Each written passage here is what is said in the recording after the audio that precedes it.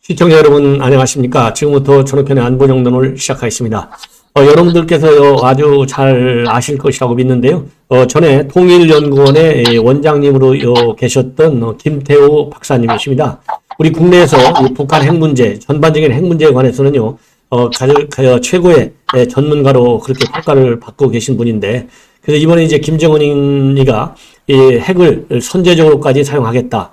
이렇게 해서 이러한 문제를 갖다가 이제 또 법제화까지 시켰어요. 대단히 중요한 우리 국가 안보 위협 요인이 되고 있는데, 그래서 북한의 이런 핵 법제화 관련해서 이게 어떠한 영향을 국내외에 줄 것인지 이런 부분을 갖다가 이 김태호 이 박사님을 모시고 한번 들어보도록 하겠습니다. 자, 원장님 제가 이렇게 전화로다가 모셔서 정말 고맙게 생각하는데요. 네. 오늘 이제 김정은이가 법제화를 조치를 취했지 않습니까? 네. 그래서 우선 내용을 한번 말씀을 드려주시고요. 그 다음에 김정은이가 왜 갑자기 이거를 꺼내들고 법제화까지 꺼내들고 나왔는지 의도도 좀 한번 말씀해 주시면 좋을 것 같습니다. 예. 네. 갑자기 꺼내던 건 전혀 아니고요. 예. 이번에 그 법 정식 이름은 예. 핵무력 정책에 대하여 예. 라는 이름입니다. 이 북한의 법 이름이 늘 이렇게 이상합니다. 예. 그렇죠. 예. 이제 우리식으로 하면 핵무력 정책법 이렇게 이제 얘기하면 되는데 이것은 예. 두 가지로 일단 정의를 할 수 있습니다. 첫째는 네. 북한이 이런 법을 만든 게 처음이 아닙니다. 2013년에 네. 핵 보유법이라는 걸 만들었어요. 자위적 핵 보유를 더욱 공고히 할 때 대하여라는 법입니다. 예. 그래서 이제 핵 보유법인데 네네. 그 안에 보면 북한이 핵 전략, 핵 닥트린이 변화되는 게 들어있어요. 네네. 그게 이제 2013년에 만들었는데 이번에 그 법을 대체하는 업그레이드된 법을 만든 거죠. 예. 미국에서 대통령이 바뀌면 핵 폐쇄 검토서라는 걸 만들어서 선포하지 않습니까? 네네. 북한이 이제 그 흉내내서 네. 두 번째로 북한판 핵 폐쇄 검토서를 만들었다 이렇게 보시면 되고 네네. 또 한 가지 이제 의미는 예.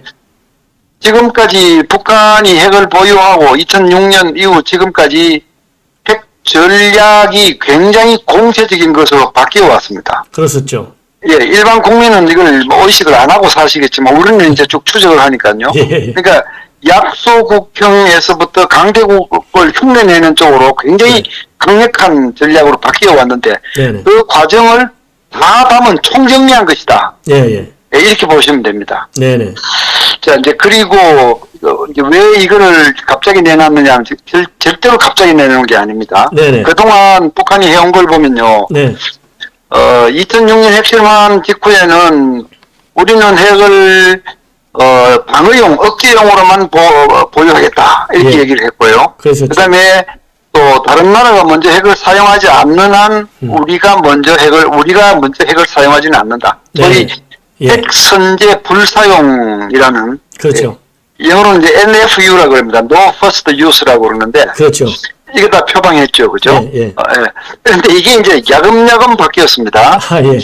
2013년에 그 아까 말씀드린 핵 보유법을 보면요. 예. 이 억제력이라고 하는 방어와 억제를 위해서 가진다는 내용도 들어있고 네. 제5조에 가면 이런 내용이 들어갑니다. 제5조에 예.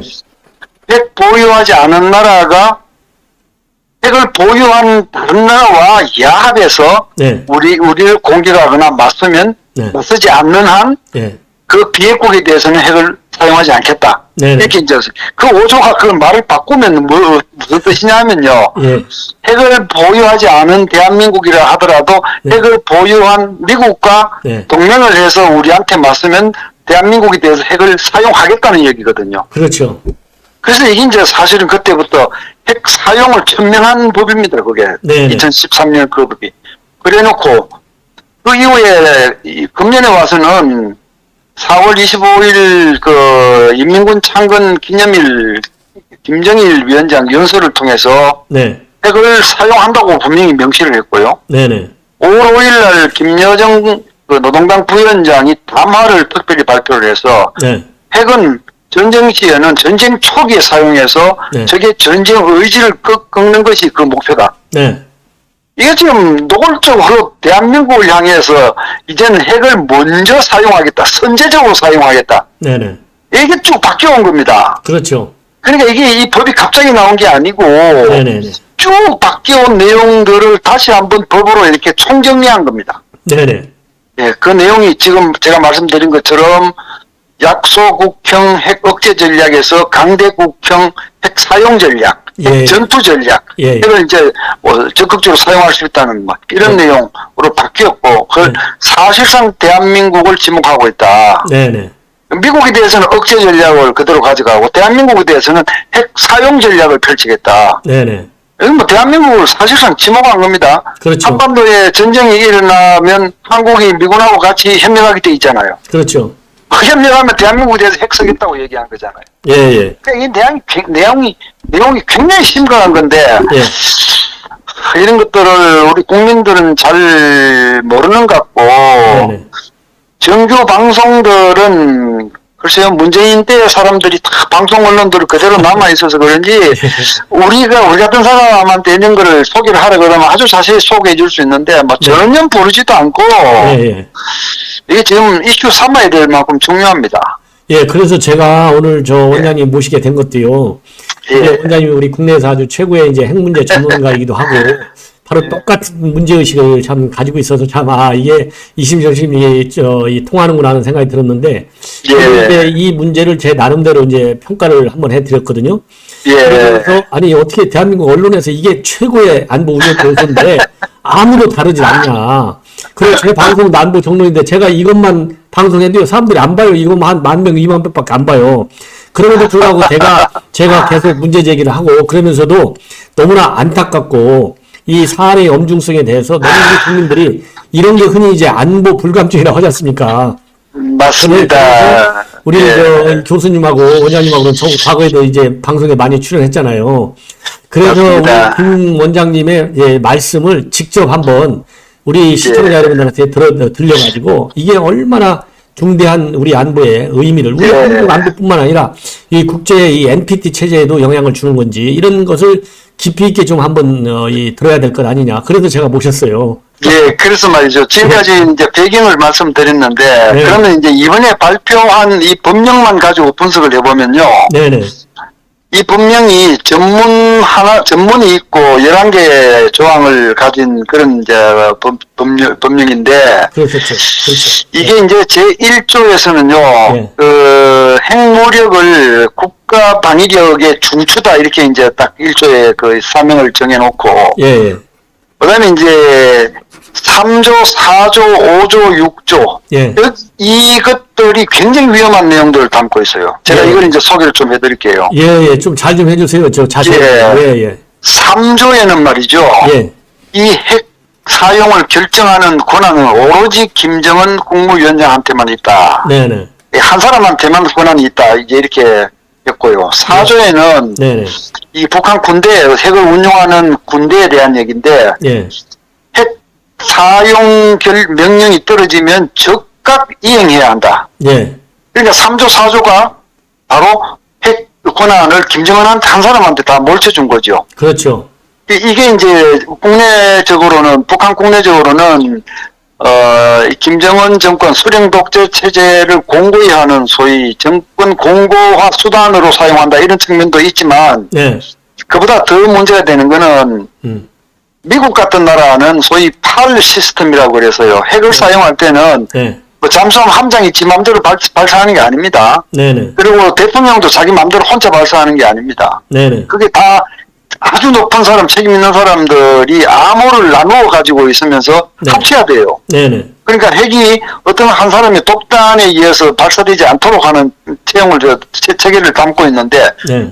북한 경우에는 김정은 한 사람이 마음먹으면 그냥 쏠 수 있는 이런 체제로 지금 갔기 때문에, 그렇죠.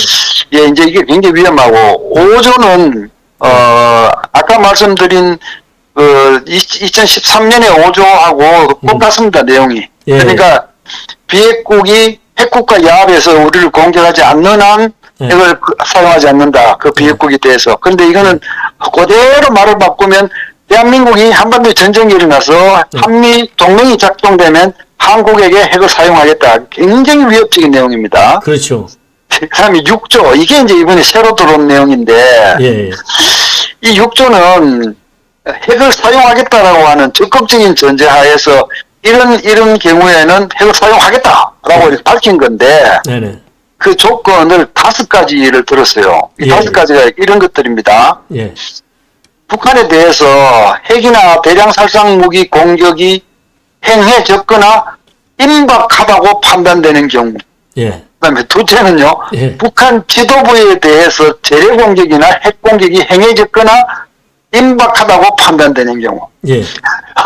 전부 이게 판단되는 경우가 다 붙어 있습니다. 예, 세 번째. 김정은이 씨 혼자 한다는 거 아니에요, 지금? 맞습니다. 예. 국가 전략 자산에 대한 치명적 공격이 행해졌거나 임박하다고 판단되는 경우. 예, 예. 그럼 네 번째는 전쟁이 일어났는데 확전을 막고 예. 초기에 주도권을 장악하기 위해서 불가피한 경우. 예, 예. 그다음 마지막으로 5째는 기타 국가 존립을 위해서 핵 대응이 불가피한 경우. 네. 이 5가지를 다 놓고 보면요. 예.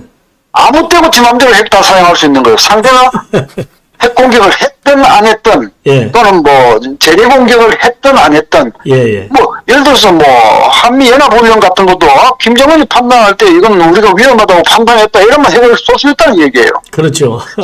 이게 지금 황당한 겁니다. 김정은 한 사람한테 핵 발사권을 100% 주어져 놓고 예. 이렇게 사용할 수 있는 경우를 5가지를 이렇게 적어놨는데 네.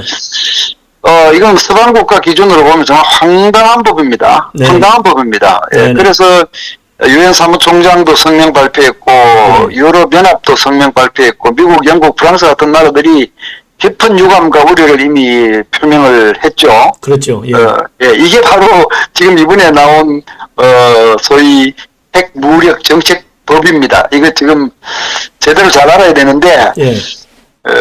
얼마 전에 우리는 뭐 담대한 뭐 대담한 그 구상이라고 해서 북한에 이제 제안을 했잖아요, 그죠? 예, 예. 담대한. 제가 예. 네 그때도 제가 이제 그랬어요. 뭐 제가 집권자라 하더라도 북한에 대해서는 유화 카드도 쓰고 또 압박 카드도 쓰고 번갈아 가면서 쓰면서 북한을 다룬다. 저도 다 이해해요, 그거는. 그러나 예, 예. 지금 북한에서는 예. 지금까지 핵 정책을 쭉 이렇게 전략을 강화하고 공체적으로 계속 업그레이드하면서 이거를 지금 총체적으로 합쳐서 법령을 만들고 있는 작업을 하는 북한에 대해놓고 네. 담대한 구상을 얘기한 거거든요. 예, 예. 그러니까 참 타이밍이 너무 안 맞는 거죠. 네, 네, 네. 그래서 뭐 이걸 보면 사실상 뭐 담대한 구상을 해서 북한도 뭐 이제 뭐 어림domdom한 얘기하지 말아라. 이 부인을 거부를 했지만은 완전히 이제 담대한 구상은 기본적으로 너희들이 핵을 포기하면 우리가 뭐 적극적으로 도와주겠다는 얘기 아니겠습니까? 한마디로. 그렇죠. 그런데 이제 어떠한 경우도 흥정물로 삼지 말라고 그랬거든요. 그러면서도 원천적으로 완전히 새로운 정책으로 나온다면 좀 생각을 달리할 수도 있다. 이런 또 뉘앙스를 줬어요. 그런데 우리 차장님 아시겠습니다만 저는 1990년 초반부터 예, 북한 핵은 포기할 수 있는 성격이 아니다. 예, 예. 그러니까 북한이 예. 북핵이라고 하는 이 기차는 지금 돌아올 수 없는 다리를 건너서 이미 저쪽 편으로 질주하고 있어요. 예, 예. 그 북한은 더 이상 핵 약소국이 아니라는 겁니다. 자기들은 지금 핵 강대국이라고 이런 소위 핵 대시 검토서 같은 걸 법령으로 만들어서 지금 던지고 하는 이 판이고. 네네. 자, 보십시오. 북한의 핵이라고 하는 것은 소련 독재 체제를 떠받드는데 아주 유용한 선전, 이건 소련의 업적 아닙니까? 그죠? 그렇죠. 예, 그런 측면이 있고, 그 다음에, 북한이 궁극 목표가 뭐겠습니까? 주체 통일 아닙니까? 예, 예. 주체 통일을 가로막는 최대 장애물은 한미동맹이잖아요. 미국을 이 땅에서 드러내야지만 통일을 할 수 있는 거 아닙니까? 예, 예. 한미동맹을 흔들고 이간시키고 미국 국민들한테 겁을 줘서 한국을 떠나게 만들고 하는 이런 카드로는 핵 이상 가는 카드가 없어요. 네네. 그렇습니다. 그러니까 북한이 이 핵을 포기할 수 있는 입장이 아니에요. 게다가 중국, 러시아 같은 나라들이 유엔 안보리에서 이제는 더 이상 대북 제재도 못해요. 네. 거부권 가지고 다 말아버리잖아요. 그렇죠. 예. 이런 북한을 대놓고 지금 비핵화 외교를 한 것, 그리고 북한이 비핵화를 하면 도와주겠다라고 하는 비핵화 외교를 펼치는 뭐, 이 좀 통일부에서 이런 발상이 나온 것 같은데, 예. 이건 정말 지금 너무 아니에요. 그러니까 네. 지금은 예. 북한에 대해서 뭐 이렇게 잘해보자, 우리 친해보자, 뭐 이렇게 제안하는 것 자체가 나쁘다고 얘기를 드리는 것은 아니지만, 네. 비핵화 외교를 통해서 북한 핵을 포기시킬 수 있다는 이런 환상을 깨끗하게 벗어야 돼요. 네네. 벗고 이제는 북한이 핵을 가지고 있어도 너희들만 가지고 있는 복음이 아니다. 네. 이거 너희들한테 부담만 되고 경제적 부담이 되고 정치적으로 부담만 된다는 걸 만들어줘야 돼. 그렇게 하기 위해서는 핵 균형으로 갈 수밖에 없어요. 그러면 이제 우리가 어떻게 하는 게 좋아요? 예를 들어서 뭐, 미국도 그러고, 야, 우리는 그래도 비핵화 이 협상의 원칙은 그대로 진다. 문은 열려 있으니까 언제든지 들어와라. 이렇게 얘기하고 있는데, 여기에 북한이 들어가겠어요? 그러니까 제가 그러잖아요. 그 외교적 차원에서 미국도 그렇게 얘기하고 한국 정부도 그런 얘기를 하는 것 자체는 제가 나쁘다고 얘기를 하지 않는다고요. 그건 그렇게 뭐 그 밑에야 본전이라는 생각으로 하라 이거죠. 그러나 예. 안보 차원에서는 예. 북한 핵 위협을 상쇄할 수 있는 핵 역량을 대한민국이 가지고 있어야 돼요. 그럼 어떤 그래서- 방식으로 그걸 갖냐 이거죠. 그게 이제 뭐 크게는 얘기하면 노크리아 패러티 이제 핵 균형이라고 얘기할 수 있는데 네네. 핵 균형으로 가는 길은 그 두 단계가 있어요. 네. 첫째 단계는 우리는 핵을 만들지 않고 네. 또 지금 단계에서 핵을 바로 만들면 우리가 손해가 더 많아요. 예. 왜냐하면 미국이 예. 한국, 일본 이런 데 핵 우산을 제공하면서 그 대신 당신들이 직접 핵을 만들지는 말아라 이렇게 만류하는 이런 소위 비확산 정책을 수십 년간 쓰고 있잖아요. 그렇죠. 이 정책이 바뀌지 않은 상황에서 우리가 이걸 거부하고 우리가 핵 무장을 하면 한미 동맹이 흔들리기 때문에 네. 얻는 것보다 잃어버리는 게 훨씬 많죠. 네네. 그래서 이런 단계에서는 예. 미국의 핵 우산을 획기적으로 강화해서 네. 그럼 뭐 예를 들어서 뭐 전술핵 재반입 뭐 이런 거 하는 겁니다. 네네. 그리고 이 동맹 조약에 핵 우산 조약이 없습니다. 저 조항이. 그렇죠. 예, 이거 집어넣고 네네. 강화하고 그다음에 전술핵 재반입하는 것도 요즘은 방법이 많아요. 네. 뭐 지금 굳이 우리 땅에 그 핵 미사일을 갖다 놓지 않아도 네. 핵을 탑재한 전략 잠수함이 한반도 인근에 상시 배치되는 것도 괜찮고요. 그렇죠. 또 뭐 공대지. 네. 요즘 뭐 새로 나온 그 B-61-12 같은 거는 예. 아주 뭐 그 벙커버스터 지하로 파고 들어가는 소형 핵 전술핵 이게 지금 개발돼 있잖아요. 그렇죠. 이런 걸 가지고 한미 공군이 공동으로 운영하는 네. 거의 핵 공유 협정을 통해서 공동으로 운영하고 있어도 괜찮고 네. 그것도 참 어려우면 괌 같은 데 갖다 놓고 북한을 타켓으로 삼고 있어도 예. 상당히 핵 균형이 될 거예요. 네네네. 이제 이런 소위 동맹 역량을 이용한 핵 균형을 즉각 추진해야 한다. 이미 네. 너무 늦었어요, 사실은. 예. 네, 뭐 지금 뭐 우리 신범철 차관이 이 문제 때문에 16일 미국 가서 국방 차관 회의를 하는 모양인데 네네. 이제 이런 얘기 해야 돼요, 이제는. 예. 그게 1단계고 예. 2단계는 음. 북한이 거기에 대해서 순종하지 않고 더 격차를 유지하기 위해서 더 많은 핵무기를 만들고 거기다가 중국의 군사적 압박, 중국의 핵무력까지 강화세가 돼서 동북아 전략 환경이 흔들흔들하는 이런 상황. 예. 이건 뭐 사실 그 방향으로 가고 있잖아요, 지금. 그죠? 그렇죠. 예. 이제 그런 상황이 오면 그때는 미국도 정책을 바꿀 수밖에 없고 네. 이제는 한국뿐 아니라 한국, 대만, 일본 이 세 나라한테 핵무장을 오히려 미국이 권장하고 네. 이게 그 세 개 나라가 미국하고 같이 네 개 나라가 누클리어 쿼드 같은 거 예. 그러니까 사국 핵 협력체 같은 걸 만들어서 이제 동아시아, 동북아시아 전체 전략 균형을 위해서 예. 협력해야 돼 이런 시대가 올 수도 있어요. 네네네. 이거는 이제 그 다음 얘기고 네. 지금으로서는 동맹 역량을 이용해서 빨리 핵 균형을 만들고 그 핵 균형을 만드는 것과 별개로 뭐 북한에 대해서 뭐 유화를 제시하든 뭐 강경을 제시하든 그 마음대로 하시라는 거죠. 예. 하여튼 그런 방식으로 가지 않으면 안 될 때가 되었습니다, 지금. 예. 그래서 지금 우리 윤석열 정부의 경우에는 이제 공약을 발표할 때 보면은요, 이 전술핵의 재반입은 반대한다. 이렇게 윤석열 대통령이 경선 때 쭉 얘기했거든요. 그러면 그때 상황하고, 지금까지 이제 그 북한이, 뭐 쭉 이제 핵 문제에 관해서 여러 가지 정책들을 구사해 왔는데, 이렇게 법제화까지 한 상황으로 보면 이제 상황이 이제 완전히 달라졌지 않습니까? 그리고 이 전술핵 이 재반입 문제, 좀 전에도 말씀하셨지만 좋은 말씀을 많이 하셨는데, 이 문제에 관해서 적극적으로 좀 이 정책을 공약을 좀 이 바꾸는 입장을 만약에 내놓을 필요가 있는지, 내놓을 필요가 있다면 어떤 환경하에서 어떤 정책으로 쓰겠다고 이렇게 방향 선회를 좀 할 필요가 있는지, 공식화시킬 필요가 없는지 있는지 이런 것도 좀 한번 말씀 한번 해주시죠. 예, 참 그 대목이 아쉬운 대목인데요. 네네. 윤 대통령이 후보자 시절에 계시면서 그런 얘기할 때도 네네. 한반도의 전술핵 재반입에 반대한다는 얘기를 한 것은 뭐 누가 옆에서 조언을 했는지는 몰라도 그거는 네. 막말로 전술핵을 반입을 하지 못할 때 못하더라도 네. 북한이 이렇게 자꾸 심하게 나가고 중국이 협력 안 하면 전술핵 재반입할 수밖에 없다는 가능성이라도 열어놓는 것이 외교지. 그걸 어떻게 스스로 동시합니까? 네.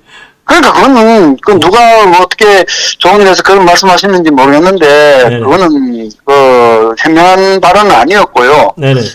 이제는 빨리 가능성을 열어야 돼요. 당장 지금 뭐 얘기한다고 해서 뭐 전술핵이 내일 모레 바로 들어오는 거 아니지 않습니까? 미국이 그렇죠. 쉽게 합의할 일도 없고 예.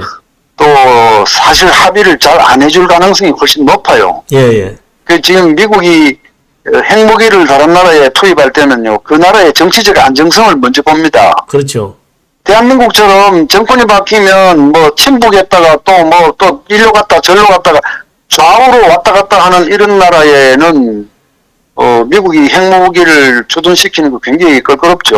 네네. 그러니까 이 우리의 정치적 안정성부터 먼저 찾아야 되고 이게 우리의 일이죠. 우리의 과제인데 어쨌든 그런 여건이 되지 않더라도 이제는 적극적으로 전술핵 재반입 문제를 이슈화 시킴으로써 그 자체가 검토하는 것 자체가 대북 대중 외교력을 발휘하게 됩니다. 네네. 예, 그러니까 그쪽으로 우리 정부도 방향을 바꿔야 되고 네네. 지금 뭐 자꾸 뭐 확대 억제를 뭐 강화하고 뭐 전략사령부를 만들고 그거 가지고 안 되는 겁니다. 이건 그렇죠. 예, 그거 가지고는 제가 북한하고 상대는 못하는 겁니다. 예. 그래서 지금이라도 정부가 좀 방향을 좀 선회를 해줬으면 좋겠다는 생각이 듭니다. 네네. 그리고 지금 시기적으로 우선 이제 우리 정부가 이제 문재인 정권하고는 이제 사실 어떻게 보면 쉽게 얘기해서 뭐 정반대로 북한을 다루겠다는 거 아니겠습니까? 자, 그래서 지금 이제 그 핵 확장, 지금 방금 전에 말씀드린 대로 이제 확장 억제 뭐 전략 협의체인가요?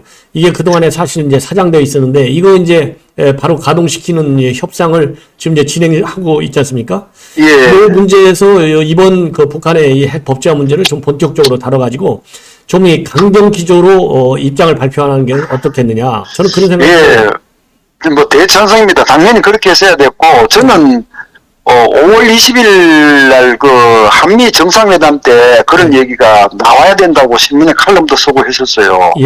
제가 이미 봤습니다. 늦어요. 지금 많이 늦어요. 북한이 핵 전략을 바꿔 나가는 과정을 우리는 쭉 추적을 해왔지 않습니까? 네네. 여기다 대놓고 우리 뭐 도와줄게 핵 포기하라고 얘기하는 거는요. 이거는 뭐 계란에 바위치기예요. 그거 다 눈에 다 보였던 문제인데. 좌우지간 지금이라도 핵 균형을 맞춰가는 쪽으로 적극 미국하고 이게 전략 선회를 하면서 동시에 이제 병행해서 북한에 대해서 유화책도 뭐 제시했다가 안 되면 뭐 미제와 본진이라는 생각으로 안 되면 안 되는 거고 되면 좋은 거고 이제 이렇게 그러나 반드시 이 핵 균형을 맞춰가는 노력은 반드시 하고 있어야 된다. 이 두 개의 수레바퀴가 같이 굴러가야지. 우리는 그냥 안보가 허약한 상태로 비워놓고 남북한 소위 핵 비대칭 상태를 무한정 허용하면서 계속 입으로 비핵화 얘기만 하면 이런 식으로는 북한을 다룰 수가 없습니다. 윤 대통령도 이런 부분을 좀 의식을 해 주시면 참 좋을 것 같아요. 그리고 이제 이번 그 계기로 해서 지금도 이제 보도를 보면은 IAEA에서도 북한이 지금 영변에 있는 우라늄 농축 시설을 확대 가동 중에 있다 이런 입장을 지금 발표했거든요. 쭉 가동했죠. 그런데 뭐 계속해서 뭐 저 작년 가을서부터 그랬잖아요. 이제 북한이 남은 7차 핵실험을 계속 할 거다. 준비는 다 돼 있다. 그런데 이번에 이제 법제화하고 그다음에 7차 핵실험하고 이거와는 좀 어떤 연관성이 있을까요? 7차 핵실험은 아마 기술적으로는 준비가 돼 있을 겁니다. 제가 우리가 이제 전문가의 그냥 감으로 말씀드리는 건데 그런데 이제 안 하는 이유는 다른 정치적 이유가 있을 것 같은데 10월 말에 중국 20차 당대회에 예. 당대회가 열리고 시진핑이 지금 3년임이 거의 확실시 되지 않습니까? 그렇죠. 예. 이제 시진핑 3년임이 되고 나면 중국의 태도가 지금보다도 더 강해질 텐데, 예, 예. 참 걱정이죠. 태산이죠. 근데, 네. 그 전에 북한이 말썽을 일으켜서 중국을 헷갈리게 해서는 안 된다는 뭐 이런 배려 같은 게 있을 수도 있고요. 네네. 좌우지간 기술적인 문제가 아닌 다른 문제로, 네. 시기를 저울질하고 있다 이렇게 보고 있고, 네. 또 한 가지는, 북한이 지난 6월 23일 날, 노동당 중앙군사위원회를 열어가지고, 전선부대에 새로운 인물을 배치한다, 그런, 김정은의 그 지시가 있었잖아요. 그죠? 예, 예. 새로운 인물을 배분한다고. 예, 맞아요. 그게 뭐 사실은 전술핵 배치하겠다는 얘기거든요. 그렇죠. 예. 예. 맞아요. 그게, 예, 전술핵 배치하고도 또 이 타이밍을 또 좀 보는 것 같고요. 예, 예. 뭐, 하여튼 이런저런 다이내믹스들이 그 중간에 좀 작동하는 것 같습니다. 네네네. 예. 그리고 이번에 이제 윤 대통령이 이제 유엔에 가시잖아요. 가는데 예. 이번 기조연설에서 아무래도 이 북한 핵 문제가 가장 중요한 이슈 중에 하나일 텐데, 예. 그 어떤 방향으로 좀 그 연설문에 담아야 된다고 생각하세요? 뭐, 우리 기본 같으면, 북한에 대해서 담대한 구상을 이미 이게 던진 제안이니까 그건 또 그대로 말씀하시는 거 좋고요. 예, 예. 그러나, 북한이, 여기 이런 우리의 평화적인 제안을 계속 거부하고 핵무력을 지금처럼 계속 강화하는 이런 상황에서 우리도 자기 조치를 취하지 않을 수 없다. 네네. 뭐 그런 정도의 소위 말문을 열어놔야지만, 네. 예, 그러니까 이제 누가 듣더라도, 지금까지하고는 다른 어떤 대응을 할 모양이다. 네. 뭐 지금 뭐 압도적 대응을 하겠다는 얘기도 이미 나왔잖아요. 그렇죠. 지금 네. 오늘 저 군에서 예. 핵 사용 기도하면 압도적인 대응에 직면해가지고 자멸을 길로 들어가야 될 것을 경고한다. 이렇게 세게 나왔어요. 군에서. 예, 근데 그게 뭐 확대 억제, 확장 억제, 강화, 뭐 연합 전략군, 전략사령부 창설 이런 정도 얘기를 하려고 그렇게 하면 안 되고, 네네. 이제 전술핵 재반입을 암시하는 얘기를 유엔에서 한마디를 하시고 미국하고 이거 적극 검토하고 싶다, 네. 협의하고 싶다 이런 얘기를 좀 말문을 좀 키워놨으면 좋겠어요. 아, 예, 예. 그게 뭐 유엔 연설장에서 뭐 이렇게 구체적으로 뭐 얘기하기는 어렵겠지만, 그렇죠. 네. 앞으로 이 한미 양국이 전술 재반입 문제를 협의하겠구나. 네. 이런 뉘앙스를 그냥 시사를 하시는 것이 좋다. 예, 예. 그게 아까 말씀드린 대로 그렇게 실천이 되지 않는다더라도 그 자체가 외교적 카드입니다. 그렇죠. 예. 예, 예. 그런 카드를 활용을 해야죠. 네네네. 그러니까 이제 과거에 보면은 뭐 잘 아시겠지만은 레이건 때, 소련이 뭐 핵이 없어서 무너졌나요? 핵이 있었지만은 그래서 그 당시에도 이제 전략 무기 감축 협상은 계속 했지만은 예, 레이건 대통령이 강력한 국방력 우위를 바탕으로 해서 협상한 거 아니겠어요? 맞습니다. 네, 우리가 이번에는 이제 그야말로 벤치마킹을 좀 해야 될 것 같아요. 그게요, 재밌는 표현을 하면 이런 겁니다. 예수님 스타일의 군비 통제가 성공한 적은 없어요. 예. 레이건 스타일은 성공을 가져옵니다. 네네네. 예수님은 다른 사람이 너를 사랑하기 전에 네가 먼저 남을 사랑하라고 가르쳤지 않습니까? 그렇죠. 그 지금 현실 근대 국제 정치에서 네. 어느 한쪽이 일방적인 무기를 가지고 있는데 네. 그 무기의 위협을 받고 있는 나라가 네. 그 취약한 상태에 있으면서 나도 네 무기를 가질 수 있지만 나는 안 가지고 있잖아. 그러니까 나를 봐서 네가 그 무기를 내려놔 달라. 네. 스스로 먼저 달가벗고 상대도 너도 벗어달라고 이렇게 요구하는 이 예수님식 접근, 이 접근으로 군비 통제가 성공한 사례가 없어요. 네네. 없어요. 군비 통제는 언제 성공이 되느냐 하면 네. 네가 가진 무기 그거 소용없이 만들어줄게. 네네. 이렇게 됐을 때 상대방이 그 무기를 계속 가지고 있기에 감당이 어렵고 해서 이거 있어봤자 득이 안 되는구나. 네네. 이런 판단을 할 때 비로소 군비 통제 협상이 시작되는 거거든요. 네네. 그게 SDI 같은 거 아닙니까? 그렇습니다. 예, 예. 1980년대 당시 소련이 대규모 장거리 핵미사일을 계속 만드니까 미국이 그거 만들지 말라고 근데 소련이 말을 안 들었잖아요. 그렇죠. 그러니까 레이건 대통령이 SDI를 추진했잖아요. 맞아요. 그러니까 뭐 우주, 바다, 지상 예. 온 군데다가 방어 무기들을 입체적으로 배치를 해서 소련이 한꺼번에 수백 발을 쏴도 다 막아내겠다. 맞아요. 그러니까 뭐 미국 의회에서는 그게 기술적으로 타당하냐, 뭐 돈이 그만큼 드는데 감당이 되느냐 이런 논란이 있었지만 레이건 대통령이 그거 계속 밀고 나가니까 네. 소련은 이러다가는 우리 핵무기가 다 무용지물이 되겠다. 네네. 그래서 그거를 돌파하는 또 새로운 무기를 만드느라고 막 투자를 했는데 결국 그게 소련의 경제 파탄을 가져와서 소련이 그래서 군비 통제하겠다고 나왔잖아요. 그렇죠. 그렇게 해서 1987년에 중거리 핵폐기 조약이 만들어졌고 91년도에 그 전략핵 감축 조약 스타트 1, 2 뭐 이런 것들이 다 그렇게 해서 만들어진 거거든요. 그렇죠. 근데 북한한테 우리가 먼저 다가먹고 너도 벗어달라고 예언하는 이 방식으로는 절대로 북한 핵 포기 못 시킵니다. 예, 예. 예. 절대적으로 저도 우리 원장님 생각에 동의해요. 예, 예. 그 마지막으로 하나만 더 여쭤볼게요. 예. 북한의 이제 핵무기의 수준이 어느 정도, 몇 개 정도나 가지고 있느냐, 그리고 핵물질을 어느 정도 갖고 있느냐, 이 전문 기관들마다 조금씩은 차이가 있는데, 우리 원장님이 보시는 수준은 어느 정도에 와 있다고 보세요? 저는 뭐, 미 정부 통해서 얘기한 숫자가, 작년에 60개 정도라고 최대 그랬잖아요. 예, 예. 저는 그쪽의 추측이 맞을 거라고 생각하고요. 네. 스톡홀름 평화연구소 같은 데서는 보수적으로 20개, 이렇게, 적는데, 그건 틀렸어요. 제가 보기에, 네. 북한의 저 강력한 자세, 집요한 동기, 이런 걸 감안하면 죽기 살기로 만들었을 텐데, 네네. 그래서 이거는 보수적인 추정보다는 미 정보 당국의 추정치를 가정하는 게 맞다 이렇게 네. 보는 게 맞고 전술핵 배치는 기술적으로는 완성됐다고 봅니다. 네네네. 지금 저 북한이 금년에만 19번 미사일을 쐈어요. 예, 예. 금년에만. 어마어마하게 쐈어요. 예.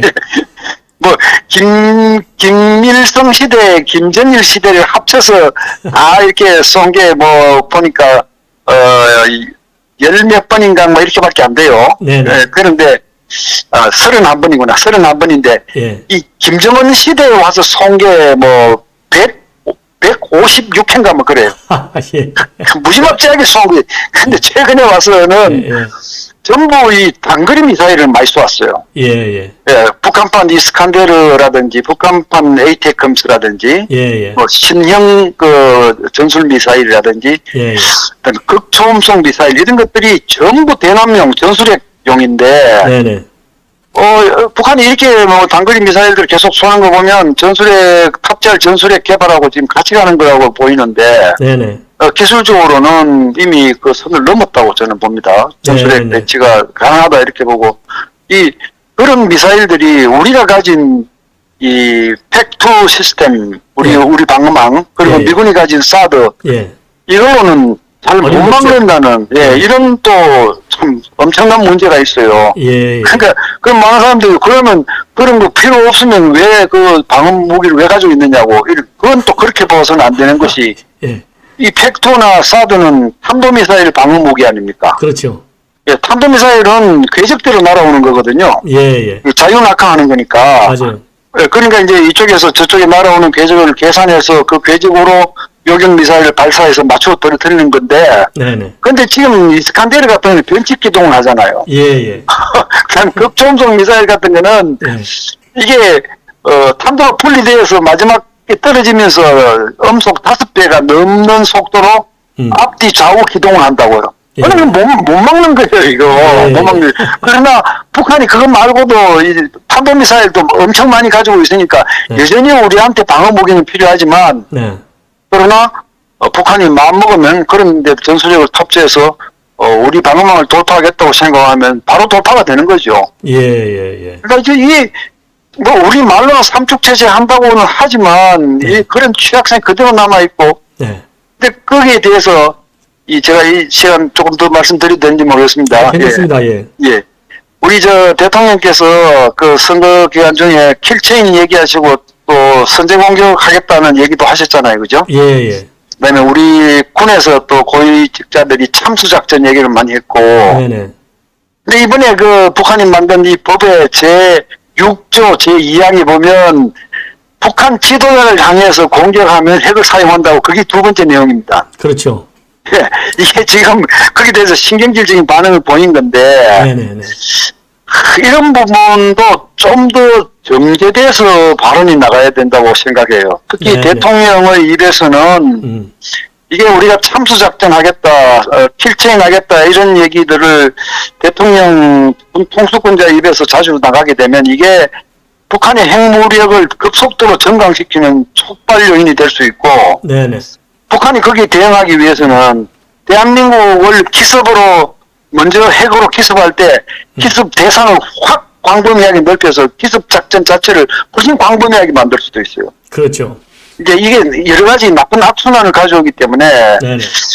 이런 발언들은 정말 고도의 전략적인 계산을 한 후에 그 얘기를 해야지 네네. 대통령이 이런 얘기를 이렇게 쉽게 하시는 거는 좀 문제가 있다. 네네. 그런 생각도 제가 쭉 하면서 지켜봤습니다. 예, 이제 뭐, 이제 대통령실에 이제 취임을 했으니까 이런 예, 네. 전략적인 그런 예, 맥락을 봐가면서 이 발언도 상당히 이제 신중해지지 않을까 하는 생각이 들고요. 그 당시만 하더라도 문재인 정권의 이제 외교안보 정책이 지나치게 굴종적이고 그야말로 이 김정은이가 이 상전으로 김정은이를 이렇게 예, 그런 전략을 하다 보니까 대통령도 그런 이제 민심의 분노를 알고 그러다 보니까 이제 우리 안보 제대로 더 화끈하게 예, 업그레이드 시켜야 될 것 아니냐 이러다 보니까 네, 뭐 저도 다 이렇게 했는데 예, 이해하죠. 대통령이 말이니까 이제는 이제 예. 집권 대통령이 말이니까 이제 상당히 예, 이런 여러 가지 예, 국내외적인 요소를 고려해서 이 발언의 수위도 많이 조정되지 않을까 싶어요. 예, 저도 다 이해하고 또 뭐 그 당시에는 사실은 대통령께서 예. 그 검사 생활 청산하고 정치에 뛰어드신 게 얼마 안 되는 그런 시점이라서 네네. 뭐 이런 전략적인 것을 이렇게 구체적으로 자문하고 고민하고 공부하시고 할 기간도 없었어요. 그렇죠. 그러니까 예, 이제 맞아요. 그리고 당장 이제 표를 받아서 당선이 돼야 되니까 네네. 이제 다 이해를 하고 그러나 뭐 한미 동맹 강화라든지 또 뭐 한일 관계 개선이라든지 소위 이제 이런 그 방향들을 옳게 설정을 하셨으니까 네네. 그러니까 뭐 그 방향으로 앞으로 좀 더 나가시고 그러나 이제 중국도 다루어야 하고 북한도 다루어야 하니까 예. 예, 이제 전략적으로 예. 뭐 당근과 채찍을 사용을 하면서 그러나 이제 중심은 동맹과 우리 독자 역량 강화 이런 데 중심을 둬야지요. 그죠? 예. 예. 예. 그래요, 원장님 오늘 뭐 제가 이 전화로 모셨는데요. 정말 좋은 말씀, 굉장히 고맙고 오늘 이렇게 좋은 말씀은 아마 다른 어느 매체에서도 듣기 어려우신 말씀인데 정말 고맙다는 말씀을 드리고요. 또 앞으로 예. 이 문제가 더군다나 이제 유엔 총회가 이제 18일부터 열리잖아요. 예. 이 문제가 또 상당히 국내적으로 큰 빅뉴스가 될 것 같아요. 벌써 미국에서도 뭐 이런 북한 발언과 관련해서 벌써 세미나도 열리고 토론회도 열리고 그러더라고요. 근데 우리 방송은 안 달아줄걸요. 그러니까 제가 그래서 오늘 뭐 우리 저 원장님 바쁘신 거 다 알지만은 전화로라도 한번 모셔야 되겠다 싶어서 전화도 예. 우리 국민의 이 안보 이 뭐라 그럴까요 의식이랄까 이런 걸 좀 북한의 위협 수준에 맞춰서 좀 업그레이드 시키는데 기여해야 되겠다 싶어서 오늘 모셨어요. 하여튼 여러 가지로 좋은 말씀 고맙고요. 제가 예. 방송에 잘 한번 보도하도록 노력을 하겠습니다. 예, 전 위원장님 건강하십시오. 네, 감사합니다. 예. 또 제가 전화로 모시겠습니다. 네, 네, 감사합니다. 네. 네네. 자, 시청자 여러분, 지금까지 말이죠. 이 김태우 전 전 통일연구원 원장님, 아주 우리 국내에서요, 이 남북 문제라든가, 그 다음에 전반적인 이 외교안보 정책에 관해서 아주 탁월한 식견을 가지고 계신 분이죠.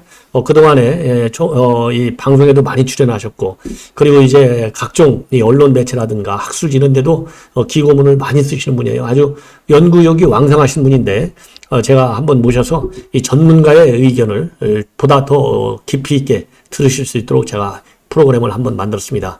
그래서 우리 시청자 여러분들께서요, 좀 딱딱할 수가 있는데, 꼭 좀 잘 들어주시면 대단히 고맙겠다는 말씀을 드립니다. 시청자 여러분 대단히 감사합니다.